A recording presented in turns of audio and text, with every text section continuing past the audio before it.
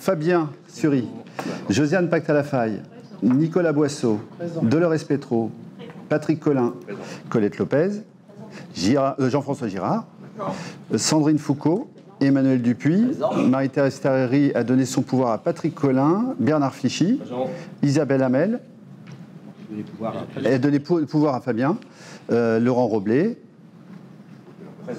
Bruno Ouvrard, Christophe Blanchard, Jacques Gouin, Lydia Rocher, Sophie Verseux, Émilie Fruitier, Aline a donné pouvoir. T'es là, mais en plus je t'embrasse. En plus je t'ai fait la bise tout à l'heure. Non, mais c'est Mélanie. C'est Mélanie qui a donné pouvoir à qui, hein? À Laurent Roblet. Oui, c'est Mélanie qui a donné à... Voilà, autant pour moi. Valentin Larcher, Joanne Paulin, Johanna Dubois. Johanna Dubois s'est excusée, mais je ne sais pas qui a donné pouvoir. Mais moi, elle s'est excusée hier. Jules Théo Plaire a donné pouvoir à Josiane. Et Pierre Lebeau est là. Salut Pierre.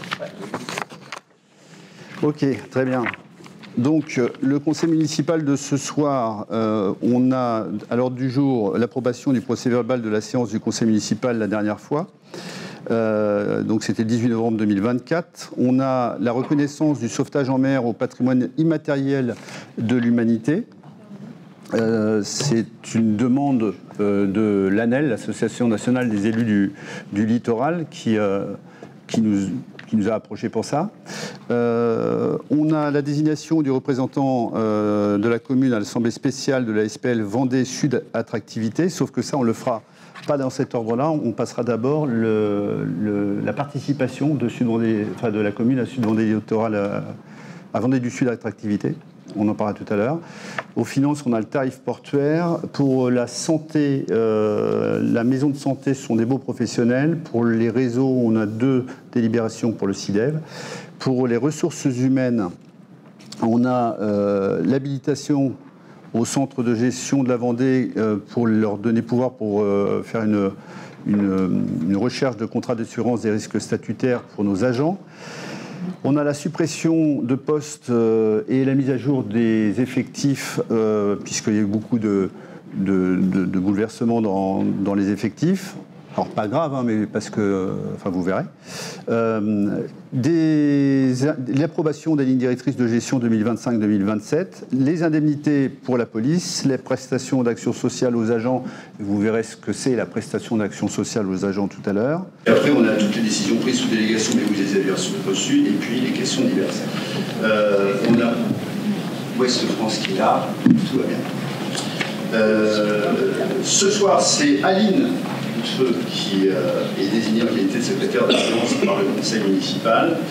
Et je vous proposais de passer à la première approbation, celle du procès-verbal de la séance du 18 novembre 2024. Vous l'avez tous reçu. Est-ce que quelqu'un a des questions sur ce procès-verbal?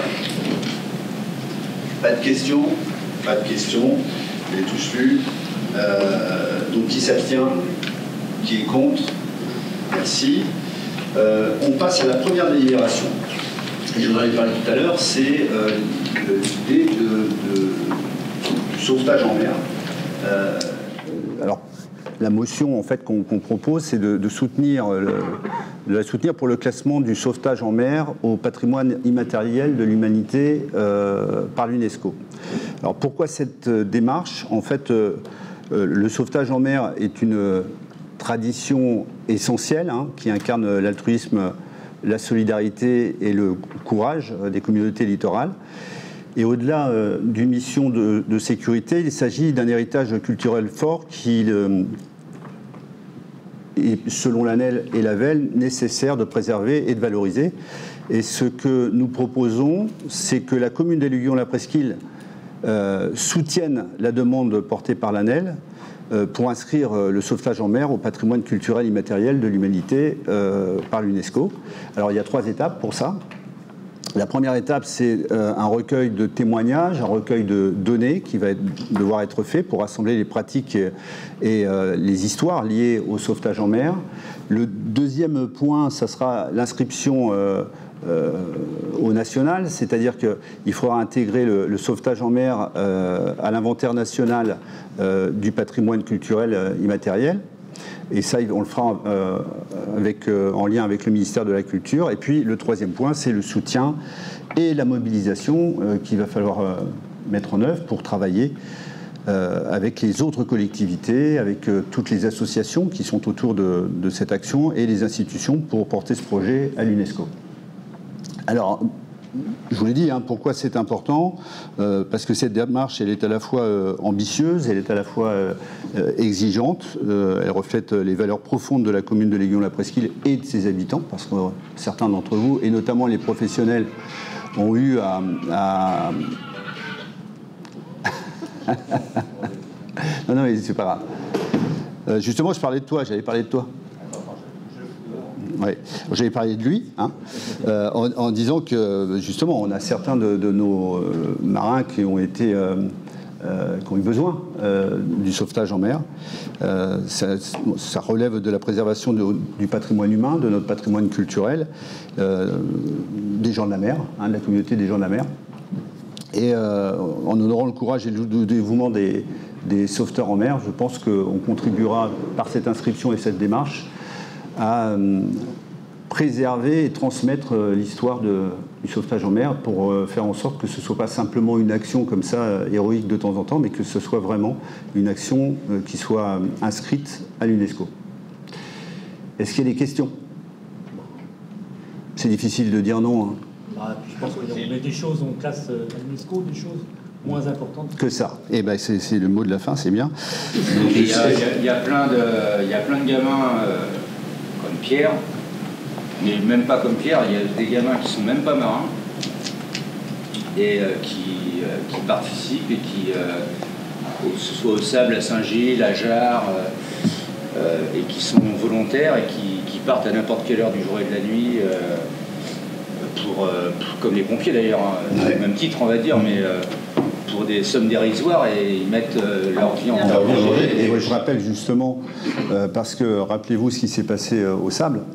Moi, j'avais eu l'occasion avec Yannick Moreau de visiter justement la SNSM là-bas chez eux, et puis celle aussi de Saint-Gilles, et qui eux aussi tapent fort, parce que quand ça tape, ils y vont.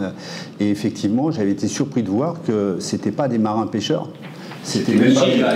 Il y a un certain nombre de marins pêcheurs, mais c'était pas que des marins pêcheurs. C'est encadrants, on va dire. C'est les pilotes souvent, les marins pêcheurs. Mais il y a plein de gamins qui font ça dans la peau, comme les pompiers. Et des femmes. Moi, j'ai vu des femmes. Là, ça, je sais pas. Moi, j'ai vu des femmes. Ce qu'on remarque, c'est que les jeunes, pour la plupart, s'ils ne sont pas marins, ont une énorme formation de départ pour embarquer. Oui, bah c'est justement, eux transmettent. Moi, j'avais été visiter leurs locaux, tu vois qu'ils sont très attachés. Et d'ailleurs, à Saint-Martin, il y en a un qui a une plume, je vous l'ai déjà dit, qui écrit. Chaque intervention, il en fait presque un poème. C'est vraiment sympa. Il faut aller sur le site de la SNSM de Saint-Martin. Voilà. Et lors de la tragédie des Sables-d'Olonne, il y a 5-6 ans, c'est ça. Je crois que les 3 ou 4 décédés, c'était des marins pêcheurs, mais chevronnés, quoi. Tu vois. Alors moi, j'ai rencontré Pompon, qui était avec. Pompon, c'est un type qui a une grosse entreprise. Il travaille sur la mise en place des éoliennes en mer. Il est très connu à Saint-Gilles-Croix-de-Vie. Plomplon. Je vais appeler Pompon. Plomplon. Et c'est un type vraiment extraordinaire. Et lui était dans le bateau. Et il nous a expliqué, puisqu'on est sorti avec lui, à l'époque, il y avait Bruno Otario et Christelle Morancé, on faisait une visite. Et on a eu cette chance, on était 5, tu étais là aussi, on était 5 ou 6 à partir en mer. Et il nous a expliqué comment ça s'est passé, c'était fou. Et le courage de cet homme-là, ça l'a détruit un peu. Lui, il a dit qu'il avait mis du temps à s'en remettre. Mais ils sont d'un courage phénoménal. Ils ont été chercher, il y a eu 3 décès, parce qu'ils ont été chercher quelqu'un qui savait qu'il ne fallait pas sortir et qui est sorti. Irresponsable complètement. Donc ils ont mis leur vie en danger pour aller dans une mer démontée. Un abruti. Un abruti, voilà. Donc voilà, on passe au voir. Ou à moins qu'il y ait d'autres questions. Qui s'abstient? Qui est contre? Merci. Alors, là, on passe à la prise de participation au sein de la société publique locale, la SPL Vendée Sud Attractivité. L'idée, en fait, c'est de prendre des participations dans la société publique locale Vendée Sud Attractivité. Qu'est-ce que Vendée Sud Attractivité ? En fait, c'est la SPL qui s'appelait, qui était la société publique locale du tourisme à la communauté de communes que je présidais jusqu'il y a peu, et qu'on transforme en élargissant son objet. C'est-à-dire que jusqu'à présent, la SPL Tourisme s'occupait de quoi ? Du tourisme. Et elle a été créée pour promouvoir évidemment et développer l'attractivité touristique. Et on élargit aujourd'hui ses compétences au développement économique pour le compte des communes qui sont membres de la communauté de communes Sud-Vendée Littoral. Alors, ça va permettre ce développement économique et touristique d'inscrire mieux nos actions dans l'écosystème communautaire. Et l'idée, c'est que le tourisme est à la fois un vecteur attractif, d'attractivité du territoire, mais aussi, surtout pour nous, ça développe toute l'économie, puisqu'on s'est rendu compte que pratiquement 2 actifs sur 3 sur la communauté de communes dépendent directement ou indirectement de l'activité touristique. Donc vous voyez bien qu'il y a des sujets de développement, d'accueil des entreprises, etc., qui est vraiment important. Donc pour répondre à nos objectifs, à l'instar de nombreuses autres sociétés publiques qui existent, on va essayer de mutualiser tous nos moyens touristiques, le développement économique et aussi de l'ingénierie publique. C'est-à-dire qu'on s'est aperçu que beaucoup de communes demandaient à avoir de l'ingénierie, sauf que ici nous sommes dans une commune où on a directeur généraux des services, directeur général adjoint, enfin on est staffé, on a à peu près une soixantaine d'agents. Il y a des communes où ils sont 2 agents. C'est-à-dire que vous êtes habitué à avoir une grosse machine ici, mais il y a plein de communes, sur les 43 communes de la communauté de communes, où des fois il y a un maire et 2 agents. Et quand on demande, le maire veut savoir s'il peut avoir des subventions, à qui il demande ? Alors il faut qu'il est tout seul pour aller faire ça. En même temps, quand il veut refaire des voiries, c'est lui qui est le faiseur. Voilà. Et donc on voit bien qu'il va falloir qu'on mutualise nos moyens pour que l'ensemble de la population Sud-Vendée littorale puisse bénéficier de ceux dont bénéficient certaines communes comme la nôtre. Et donc l'idée, c'est aussi que ça profite à tout le monde pour pouvoir bénéficier de prestations d'ingénierie publique pour le développement économique et touristique. Et puis ça va aussi permettre d'accéder à des actions mutualisées sans justement avoir de procédure de publicité ou de mise en concurrence. Parce qu'aujourd'hui, je vous ai parlé tout à l'heure du problème des marchés publics, où on est obligé de mettre en concurrence systématiquement, etc. Mais en devenant actionnaire d'une SPL qui elle-même a l'ingénierie, on peut choisir avec qui on va travailler sans être obligé de passer par la mise en concurrence des marchés publics. Donc là, ça va nous permettre d'aller plus vite sur pas mal de choses pour être en quasi-régie. Alors, ce qui est proposé, c'est de participer au capital social de la SPL à hauteur de 500 €, c'est la valeur d'une action, en fait, d'autoriser le versement de ces sommes au budget 2025, de désigner un représentant de la commune qui siégera à l'assemblée spéciale de la SPL, parce que aujourd'hui, je suis déjà au conseil d'administration, mais il faut qu'on aura, parce qu'il y a toutes les communes, il faut qu'on ait une assemblée spéciale et qu'on y soit représenté. Et l'idée, c'est de pouvoir accéder à tous ces services pour l'animation touristique locale. Ça veut dire qu'en plus de ce qu'on fait, on pourra solliciter l'animation de la communauté de communes, et puis l'accompagnement des projets de développement économiques et commerciaux, puisqu'on a, nous aussi, besoin de remanier notre zone d'activité, de voir comment on enrichit notre offre en matière économique. Alors, c'est bénéfique parce que ça nous permet de mutualiser les moyens pour soutenir le tourisme et l'économie locale, la nôtre en tous les cas, et on aura un accès plus facilité aux prestations spécialisées grâce au statut de la SPL. Et je vous propose donc, je ne rentre pas dans tous les détails, hein, mais si vous voulez qu'on y rentre, on peut, mais ce sont des lois et des articles de loi, mais c'est d'approuver la participation de la commune au capital social de la société Vendée Sud Attractivité, et ce à hauteur de 500 €, d'autoriser le versement de la totalité de ces 500 € au budget et de désigner par délibération distincte, c'est-à-dire que tout à l'heure, juste après, on va délibérer pour désigner un représentant à l'Assemblée spéciale de la SPL, et puis de m'autoriser à prendre toutes les mesures nécessaires à l'exécution de la présente délibération. Est-ce qu'il y a des questions ? On avait déjà une participation. Sud Vendée Tourisme, on avait déjà une participation. Alors non. À l'époque, quand Sud Vendée Tourisme, alors c'était Sud Vendée Littoral Tourisme, ouais. la SPL. Donc j'étais le président.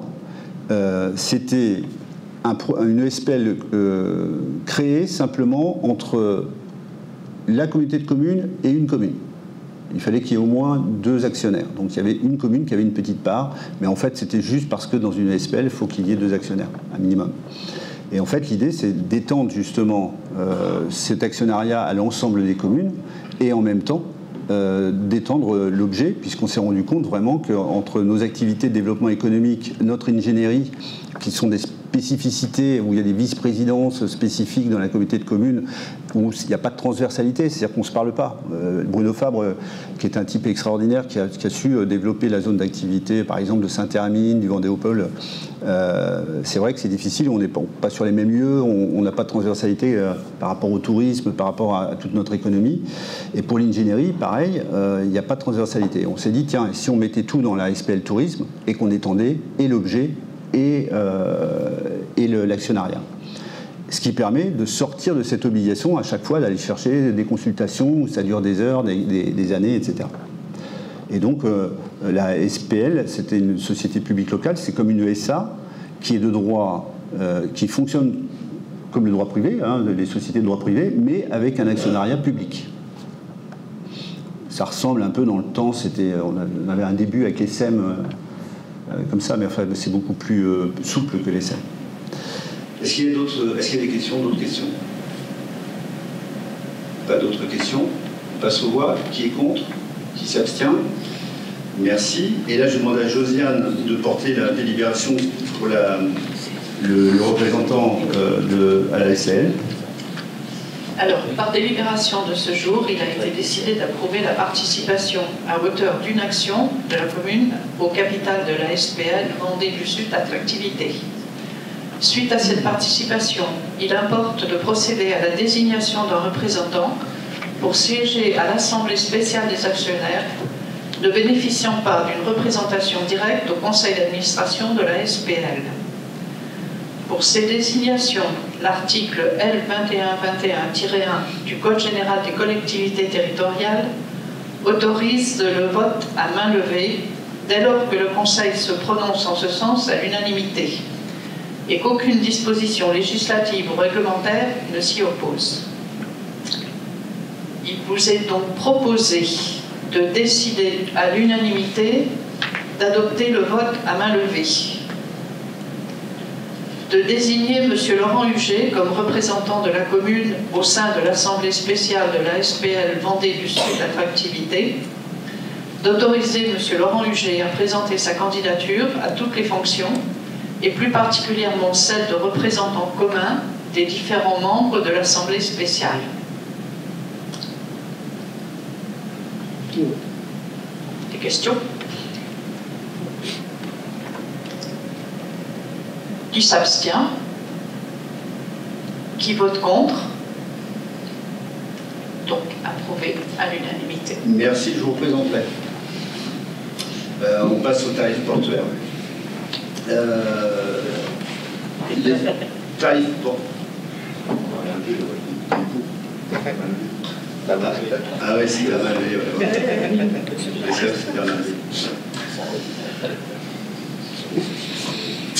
Tarif portuaire, oui, je rappelle au conseil municipal l'engagement de la commune à réaliser des augmentations significatives des tarifs du port, et notamment sur les équipements qui bénéficient d'une tarification en dessous du coût réel d'exploitation. Autrement dit, je vous rappelle qu'on s'est fait retoquer par la Chambre régionale des comptes qui nous a expliqué que le déficit sur le port, qui est supérieur, enfin, dont on hérite, était expliqué par une tarification qui n'était pas du tout en capacité de créer des équilibres, et donc nous a demandé sur 3 ans de rééquilibrer, ce qui n'a été fait nulle part, mais qu'on a réussi à faire. On a réussi à faire aussi avec le conseil portuaire, parce que on ne le fait pas seul, c'est le conseil portuaire où siège d'abord, qui est présidé par le département, le conseil portuaire, qui a validé tous ces chiffres une fois que la Chambre régionale des comptes nous les a imposés. Donc en fait, on avait le choix de pas avoir le choix, c'était de dire oui, c'est comme ça. Ça fait apparaître quand même une augmentation de 20% il y a 2 ans, de 20% il y a 1 an, et de 20% cette année. Alors il n'y aura pas de 4e année, on arrête après, parce qu'on redevient, après 25 ans de déficit, on redeviendra à l'équipe, enfin même on sera profitable. On sera profitable. Mais tant mieux, on aura donc effacé cette situation compliquée d'être déficitaire chaque année. D'ailleurs, depuis 2 ans, on est en excédent, nous sommes en excédent. Mais évidemment, pour récupérer tout ce qui a été tout le passé, ça va être un peu long. Je ne sais pas si dans mon dos, on voit les tarifs. Il y en a beaucoup, beaucoup. Sachez qu'en moyenne, c'est 20 points. Ceux qui sont pratiquement les plus impactés, et je suis désolé pour eux parce qu'ils partaient de tellement bas que c'est eux qui ont l'effort le plus considérable, et c'est embêtant pour les plus jeunes marins qui, eux, ils sont pour rien, ils arrivent, ils n'ont rien demandé, et c'est eux qui mangent le gros de l'augmentation, alors avec leurs collègues évidemment, mais voilà. Et donc ils ont des tarifs qui reviennent à être des tarifs qui sont à des tarifs normaux, pour être plus clair, mais sauf que d'où ils partent, ça peut surprendre. Je rappelle quand même qu'on est évidemment sur les travaux du réaménagement de la zone portuaire, mais aussi sur la construction d'un cahier des charges pour le réaménagement des équipements portuaires à destination des professionnels. Alors pas que, mais entre autres, et que le département nous attend justement pour qu'on puisse vous apporter des réponses. Là, pour le coup, non plus, enfin, pas simplement mais sur la qualité des services qu'on va pouvoir vous offrir.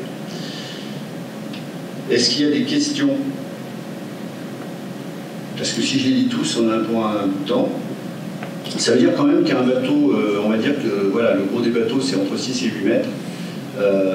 À l'année, ça fait 851 € hors taxe.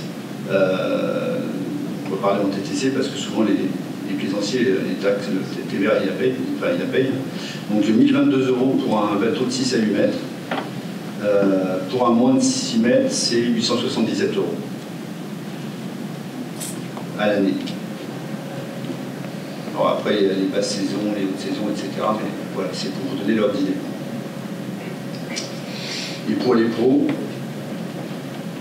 nous sommes donc à 893 pour un moins de 12 mètres sur la rive droite, et sur la rive gauche, nous sommes à 1090 €, 83.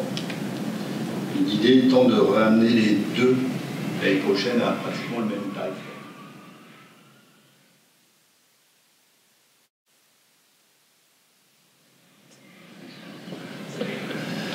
Voilà.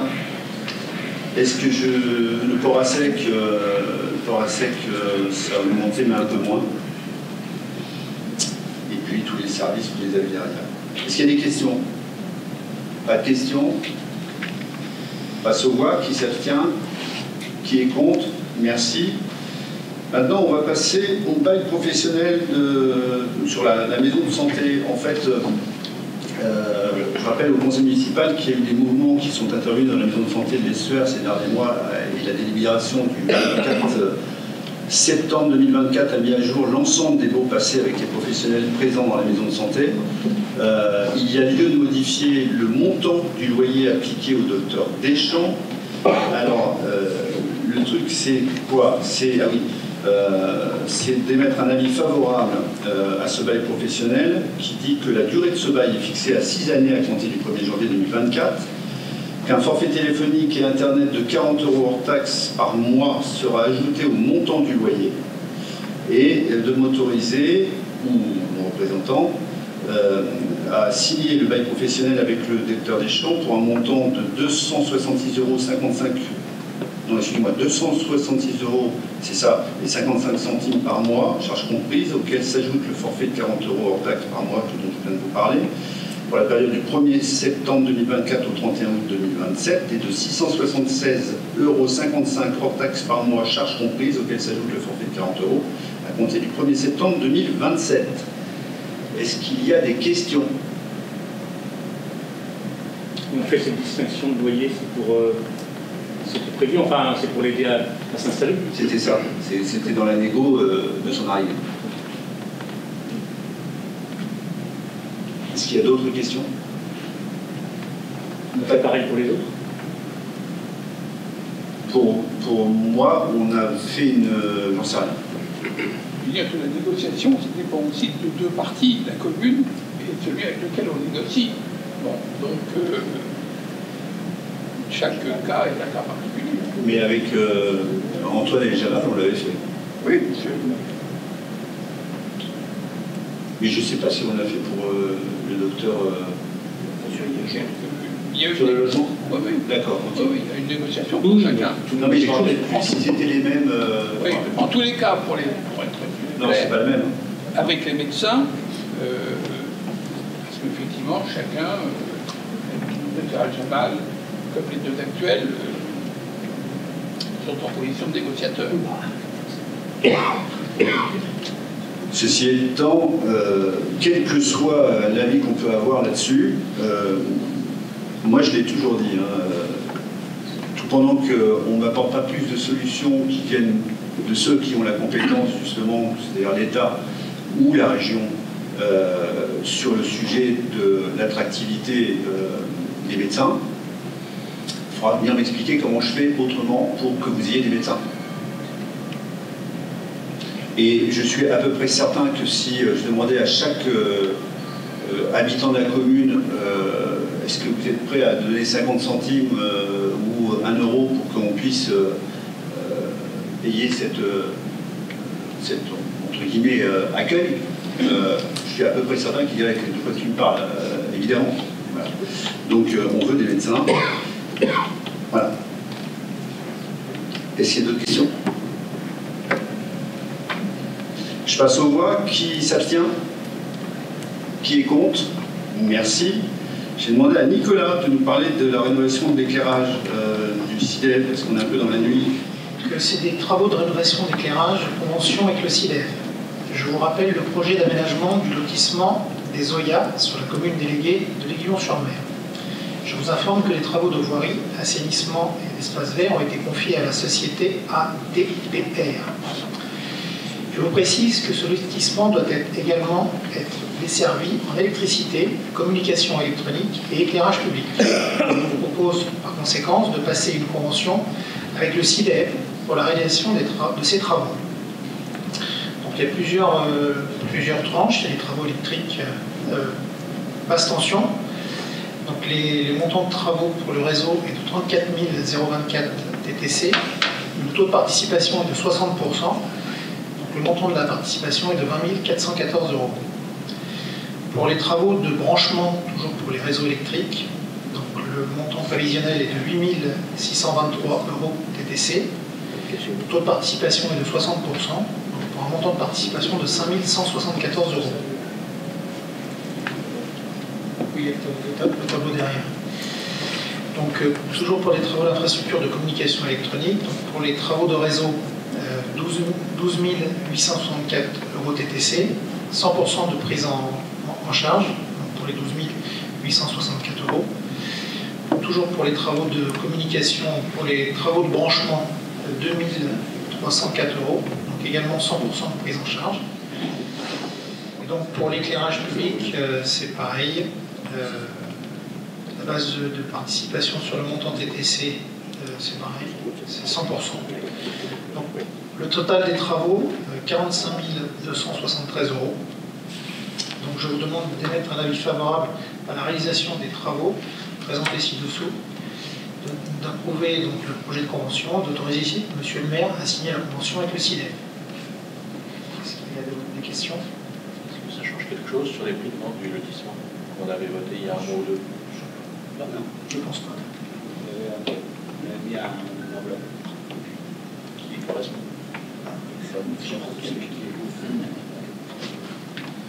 Est-ce qu'il y a des abstentions? Non, s'il y a d'autres questions. Ouais, est-ce qu'il y a des questions? Non? Bon, est-ce qu'il y a des abstentions? Quelqu'un est contre? Merci. Alors tu poursuis? Oui.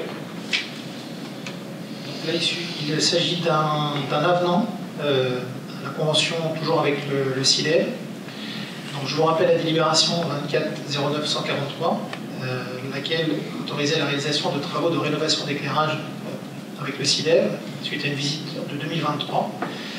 Donc, je vous informe qu'après une modification dans la réalisation des travaux, qui doit se compléter par le traitement des points lumineux complémentaires, un avenant à la convention doit être passé. Donc, je vous rappelle la participation initiale prévisionnelle de la commune et le montant définitif après la réalisation des études d'exécution. Donc, le montant de participation initiale, un montant de 5 720, montant définitif après étude d'exécution 6 180. Donc l'avenant se porte sur 460 €. Donc je vous demande d'émettre un avis favorable à l'avenant présenté. Autorisez Monsieur le maire, son représentant, à signer la convention avec le CIDEF. Est-ce qu'il y a des questions? S'il n'y a pas de questions, c'est juste pour information, c'est l'activité. L'éclairage de l'activité. Est-ce que quelqu'un est contre?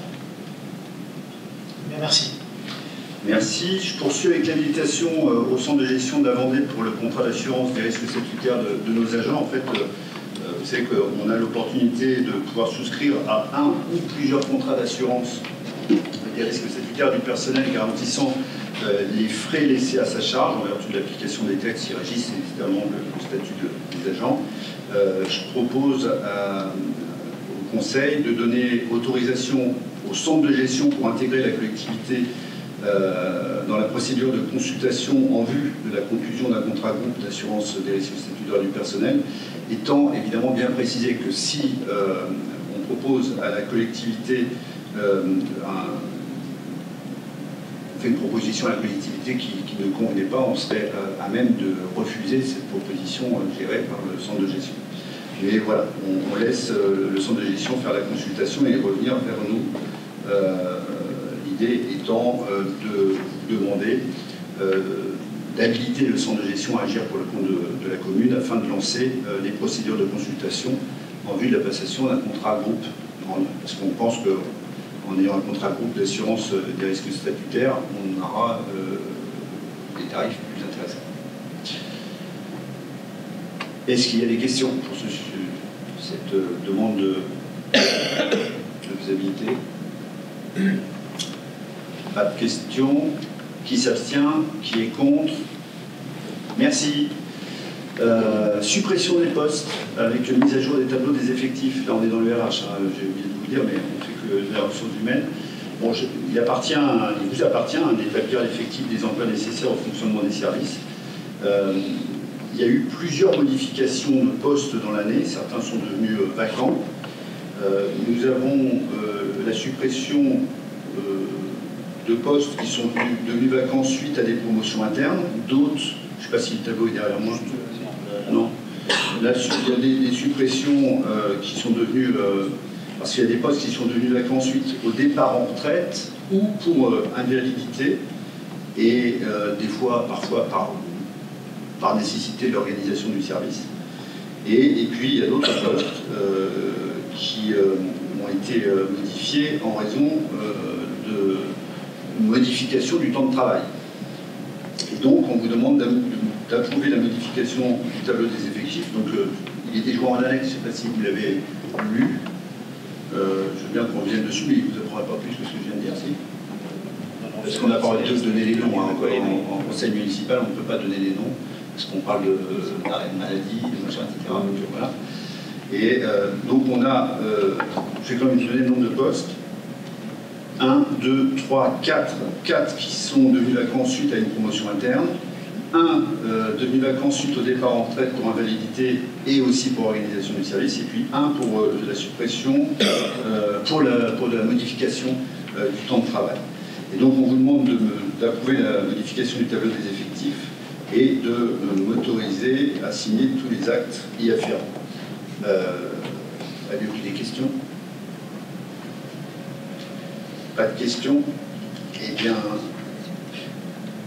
qui s'abstient? Qui est contre? Merci. Alors maintenant, l'approbation des lignes directrices de gestion 2025-2027. Ça fait longtemps qu'on travaille avec le CST sur les lignes directrices de gestion. En fait, l'objet, c'est d'approuver ces lignes directrices aujourd'hui pour la période 2025-2027 qui seront applicables à partir du 1er janvier 2025, donc un peu de temps pour une durée de 3 ans. Alors pourquoi cette délibération? C'est en fait les LDG, enfin les lignes directrices de gestion, ce sont des outils de pilotage qui sont obligatoires pour les collectivités territoriales. Elles définissent à la fois la stratégie pluriannuelle pour la gestion des emplois et des compétences. Dans le privé, ce serait des entretiens annuels qui voient comment on peut gérer justement tous les effectifs et voir comment on peut rendre optimum à la fois les conditions de travail des gens en fonction de leurs besoins, mais aussi comment on peut faire en sorte que leurs compétences soient le plus efficientes possible. Et puis les autres orientations générales en matière d'évolution de carrière, d'avancement et de promotion interne des agents, puisqu'évidemment ils ont le droit à avoir une carrière. CLDG vise à anticiper les besoins en compétences. Alors ça, c'est plutôt pour le management. Ça permet aussi de favoriser la diversité des profils et l'égalité professionnelle, donc hommes-femmes, etc., ou femmes-hommes, de valoriser les parcours professionnels des agents. Et tout ça dans un contexte où les premières lignes directrices de gestion ont été votées en décembre 2023 pour une durée d'1 an. Et elles arrivent à échéance le 31 décembre 2024. Il y a un groupe de travail qui a été composé d'élus, certains d'entre eux sont ici, de représentants du personnel et de la direction de la mairie. Tout ça pour travailler sur ces nouvelles lignes directrices. C'est des tableaux Excel, hein, on prend par item, par thématique, et puis on dit voilà, voilà ce qu'on veut, voilà quelle est l'orientation attendue de l'équipe municipale pour sa politique, sa mise en œuvre, etc. Et puis il y a les agents qui disent bah oui, mais si nous on doit faire ça, comment vous voulez que on fasse ça et ça en même temps? Enfin, donc c'est une vraie discussion constructive, elle a été. Ces lignes de gestion, elles seront valables jusqu'aux prochaines élections municipales, plus 1 an. Et ce qui est proposé aujourd'hui, alors je ne vais pas rentrer dans toutes ces lignes, mais moi je vous conseille quand même, c'est pas par respect du travail effectué, etc., c'est simplement pour vous rendre compte qu'on a des agents qui travaillent pour votre programme, pour la mise en œuvre de votre programme, pour la gestion de cette mise en œuvre, pour le quotidien, parce qu'il faut assurer le quotidien, et que vous voyez justement, en fonction des orientations, quels sont leurs desiderata, leurs besoins, leurs demandes, ce à quoi on a répondu, etc. C'est intéressant, et je pense que ça permet de comprendre quelle est notre équipe. C'est intéressant d'aller... C'est important parce que ces lignes, elles offrent un cadre clair et plutôt transparent pour les décisions de gestion des ressources humaines, notamment en matière de promotion et d'avancement. Ça évite ou les délits de sa gueule ou les promotions, alors je ne vais pas dire canapé parce qu'évidemment ce n'est pas le sujet du tout, mais les promotions voilà, on aime bien celui-là, on le fait monter, puis celui-là on l'apprécie moins bien. Non, il y a des règles très très claires avec,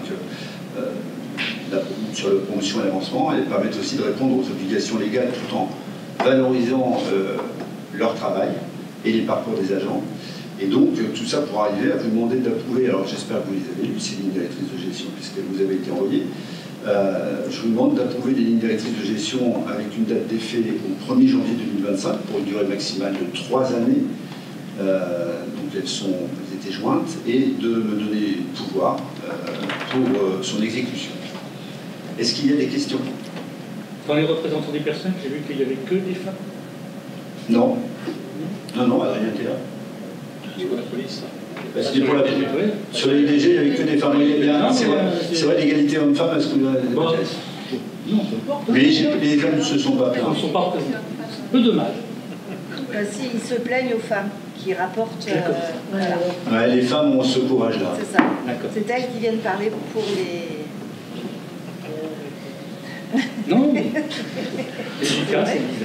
On n'a jamais eu ce débat-là pendant les discussions sur la LDG. C'est normal, il y avait des femmes. Non, mais il y a des problèmes comme ça.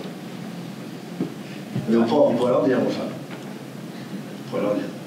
Mais bon, voilà, c'est ça l'égalité aussi. C'est que de temps en temps, il n'y a que des femmes. La preuve qu'elles sont impliquées. Ah bah carrément, c'est bien. Est-ce qu'il y a d'autres questions? Pas d'autres questions? Qui s'abstient? Qui est contre? Eh bien, merci. On va passer maintenant... Alors là, j'ai 1, 2, 3, un tableau, 2 machins, tout ça pour arriver 4, 5 pages toutes noires pour vous... Voilà, alors je vais résumer. L'idée, c'est de mettre en place des indemnités spéciales de fonction et d'engagement. On appelle ça ISFE, donc indemnité spéciale de fonction et d'épargne. Ça, c'est dans une autre vie, excusez-moi. C'était dans une autre vie. Donc d'indemnité spéciale de fonction et d'engagement pour la filière police municipale. Alors c'est quoi l'objet? C'est la mise en place de cette indemnité ISFE pour les agents relevant des cadres d'emploi de la police municipale et des gardes champêtres à partir du 1er janvier 2025. En fait, jusqu'ici, sachez que les agents qui bénéficiaient de l'indemnité spéciale mensuelle de fonction, on appelait ça l'ISMF, et de l'indemnité d'administration et de technicité, c'était l'IAT. C'était 2 modes de rémunération. Par un décret de juin 2024, l'instauration, ça a été remplacé par l'ISFE, qui est composé à la fois d'une part fixe et d'une part variable en fonction de l'engagement professionnel et de la manière de servir. Cette indemnité elle vise à moderniser et harmoniser le régime indemnitaire pour les agents. Je ne sais pas ce que j'ai dans mon dos. Juste la liste. Non, ne le rêve pas, non, c'est très bien, c'est lui qui va le dire. Donc, moi je donne le contexte. Hein. Il y avait en fait un autre mode, depuis peu c'est un nouveau mode, c'est l'ISFE. Donc je vous disais composé d'une part fixe, et vous l'avez dans mon dos, et d'une part variable. Et cette part variable, c'est en fonction de l'engagement professionnel et de la manière de développer son action et de servir, en tout cas, l'appréciation qu'on peut en avoir. Cette indemnité, elle harmonise le régime indemnitaire pour ces agents. Les bénéficiaires, c'est-à-dire les agents qui sont concernés, il y a le directeur de police municipale, mais nous on n'en a pas. Donc il y a le chef de service de police municipale, ça on en a un. Et, non même pas, on en a un agent de police municipale. Et puis garde champêtre, on n'en a pas. Donc on va se tenir à agent de police municipale. Donc la part fixe, elle est calculée en pourcentage du traitement de base avec des taux individuels que vous avez dans mon dos, hein, 33% pour les directeurs, 32% pour les chefs de service et 30% pour les agents de police et les gardes champêtres. Elle est déterminée selon des critères professionnels, donc on va parler de la fonction d'encadrement ou pas, de l'expertise, des suggestions particulières du poste, etc. Et puis la part variable, elle est évaluée annuellement lors de l'entretien professionnel en fonction des objectifs réalisés, ceux qu'on leur a fixés ou pas, des compétences aussi qu'ils ont, c'est-à-dire des compétences techniques, et puis des compétences relationnelles, parce que quand vous êtes agent de police, tout se joue aussi sur la capacité à être en relation avec le citoyen. Et puis des formations aussi qu'ils suivent, le niveau de formation qu'ils ont suivi, le niveau d'engagement.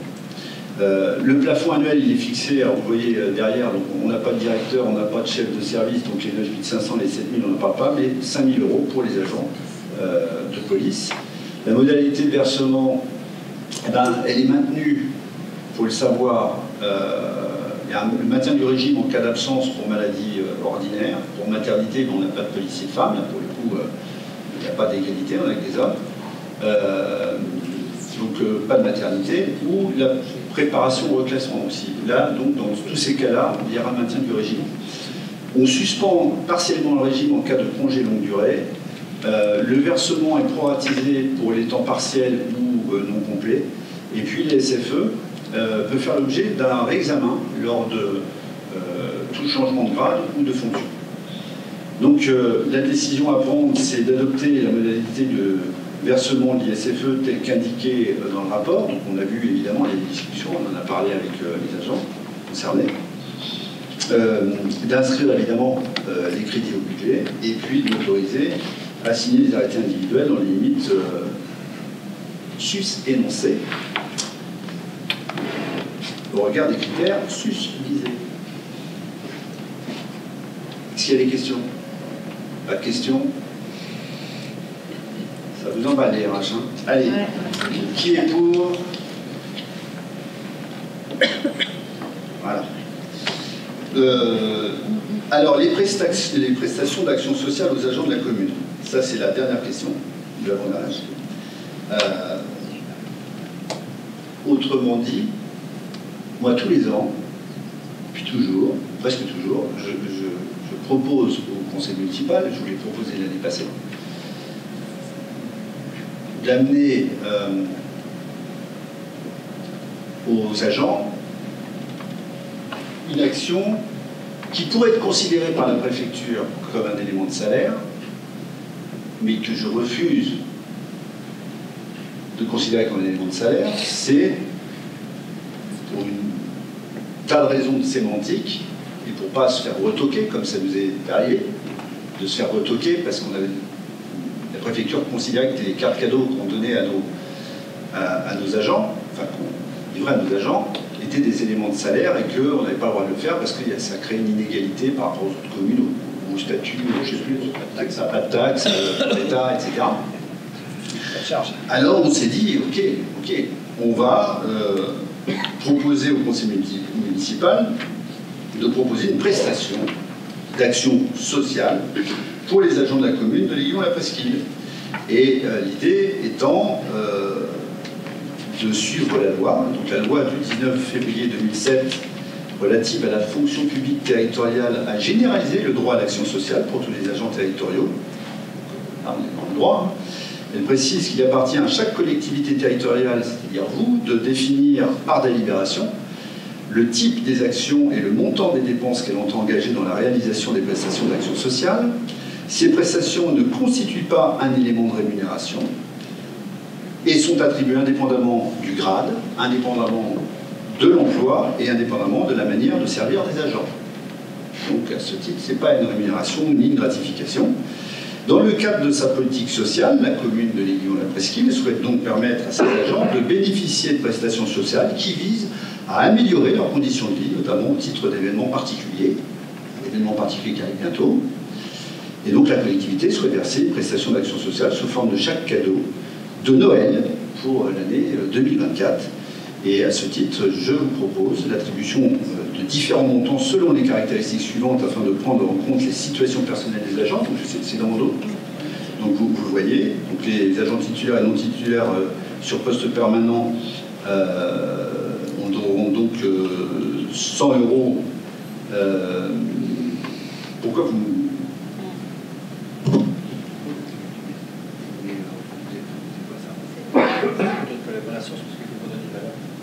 Alors, ok. D'accord, ok. Donc, prélèvement à la source de 12 points pour, ou entre 12 et 15 ou supérieur à 15. Donc, vous voyez que certains agents vont avoir 100 € ou 70 € ou 50 € de chèque cadeau. Et donc, je vous propose... oui, évidemment, tous les agents sont en activité sur la commune. Ceux qui peuvent en bénéficier, ils sont en activité depuis au moins jusqu'au 31 décembre 2024. Et donc, l'idée est de vous proposé d'accorder l'attribution de chèques cadeaux d'une valeur comprise entre 50 à 100 euros par agent au personnel de la collectivité pour le Noël 2024, qui vient, tel que je vous l'ai présenté, d'inscrire les crédits nécessaires, de me permettre de signer tous les documents relatifs à ce dossier. Est-ce qu'il y a des questions? Pas de questions? Eh bien, merci pour... qui est pour? Donc, vous avez voté à l'unanimité les chèques cadeaux, merci beaucoup, qui ne sont pas des gratifications, je le dis là, c'est une action sociale. Ils les auront bien pour Noël, pardon?